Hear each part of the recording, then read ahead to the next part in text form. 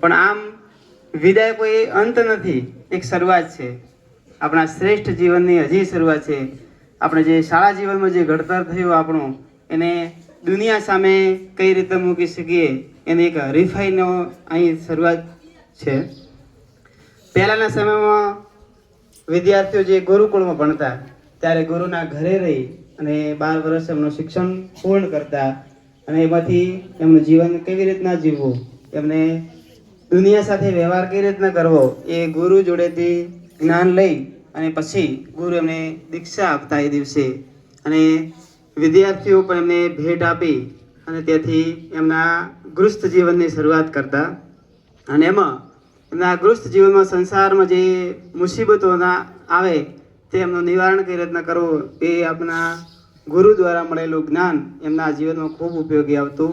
ત્યાંથી શરૂઆત થયેલી એ દીક્ષાંત સમારોહ અથવા વિદાય આજે પણ ચાલુ છે. તો વિદાયમાં જે ધોરણ 10 અને ધોરણ 12ના વિદ્યાર્થી મિત્રો ઘણી બધી જાણકારી મેળવી, ઘણી બધી શિક્ષણ મેળવ્યું અને આ છેલ્લી ઘડી એમને વિદાય આપે છે. તો એમ વિદાય લે છે તો એમને આગળના જીવનમાં, અભ્યાસમાં કે જીવનમાં ખૂબ ખૂબ પ્રગતિ કરે એવી મારા તરફથી મા સરસ્વતીને દિલથી પ્રાર્થના. મિત્રો, વિદાય આમ દુઃખ થાય. દુઃખ તો ક્યારે થાય કે જે વિદ્યાર્થીઓએ જે શિસ્તમાં રહ્યા હોય, એમનું જે વર્તન જ આવું હોય કે એમને જ્યારે શાળા છોડતા હોય ત્યારે અમને પણ દુઃખ લાગે. તો અમારા જે ધોરણ 10માં આ વર્ષે ખૂબ ખરેખર આમ તૈયારીમાં બધા જ વિદ્યાર્થી ભાઈઓ અને બહેનોએ ખૂબ સારી તૈયારી કરી. જ્યારે સીસીટીવી જોતા હોય ત્યારે બધા જ ધોરણ 10ના વિદ્યાર્થીઓ આરામથી વાંચતા હોય ત્યારે થાય કે ખરેખર કેટલા વિદ્યાર્થીઓને ભણવામાં ઇન્ટરેસ્ટ છે. પણ એ ધોરણ 10 સારી ટકાવારી સાથે પાસ કરી અને ફરી અમારી શાળામાં આવશે.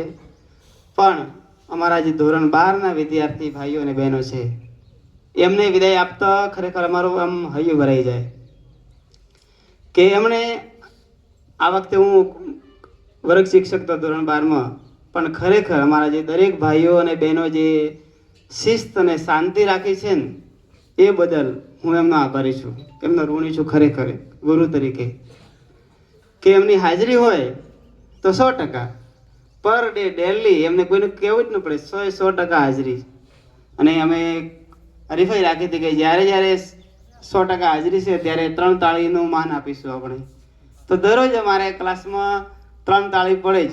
એટલે બીજા અમારા સ્ટાફ પૂછે કે શું તો તમારે કાર્યક્રમ, ત્યારે અમે કહેવું થાય કે અમારે 100% હાજરી હતી. અને એમાં એક વિદ્યાર્થી તો અમારો ઠાકોર રાહુલભાઈ, કે એમની તો પૂરું સત્ર ચાલુ થયું ત્યાંથી કરીને આજ સુધી એક દિવસ ગેરહાજરી નથી પડી એમ. એટલે એને પણ ખૂબ ખૂબ અભિનંદન. ખરેખર જે સારું હોય ને એની ગમે તે કદર થતી હોય, ખોટાની ક્યાંય કદર ન થાય, સત્યનું પારખું થાય. લોખંડનો ટુકડો મળે તો એને કોઈ ન જોવે, આ તો લોખંડ છે, પણ કદાચ પીળી વસ્તુ હોય તો એને તપવું પડે, કદાચ સોનું ન હોય એમ. એટલે સત્ય હશે એની તમારે જીવનમાં પણ ખૂબ એની કસોટી થશે, પણ સત્ય ક્યારે હારશે નહીં. એટલે આવી જે બાબતો હોય એમાં વિશેષ કાળજી રાખશો. મૂલ્ય શિક્ષણની વાત કરીએ ને તો અમે જે અમારા અભ્યાસક્રમમાં હતું એનાથી તો 4 ગણું મૂલ્ય શિક્ષણ આપ્યું છે.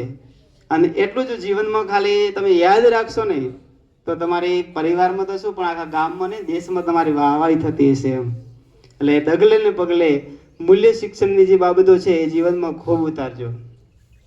જેમ એક હીરો હોય ને, હીરો તે હીરાની ખાણમાં જ્યાં સુધી પડ્યો હોય એ કાળા કલરનો હોય, એકદમ બ્લેક હોય, એની કોઈ કિંમત ન હોય.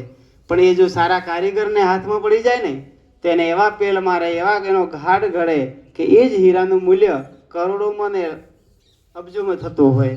એટલે તમે ધોરણ 1 થી કરીને આજ 12 ધોરણ સુધી જે અભ્યાસ મેળવ્યો છે, જે ગુરુજીએ તમને જ્ઞાન આપ્યું છે એ જ્ઞાનને તમે જો જીવનમાં ઉતારશો તો તમે આ એક હીરા સ્વરૂપી મનુષ્ય છો, એ તમારું મૂલ્ય કરોડોમાં થશે. એટલે ક્યાંય પણ તમને આવી મુસીબત આવે તો એમના અમારા શબ્દો તમે યાદ રાખજો. મિત્રો, આમ તો અમે દરરોજ શાળામાં આવો ત્યારે અમે કહેતા હોઈએ કે ભાઈ તમે ઘરથી આવો ત્યારે મા બાપને પગે લાગજો, દાદા દાદીને પગે લાગજો, આવું અમે શીખવાડેલું. પણ હું તો હવે છેલ્લી ઘડી તમને એવું પણ કહું છું કે ભલે દાદા દાદીને પગે ના લાગો, માતા પિતાને પગે ના લાગો, પણ તમે એવું કોઈ કાર્ય ન કરતા કે માતા પિતા કોઈને પગે લાગવું પડે. એટલે ખૂબ ડાયા બનજો.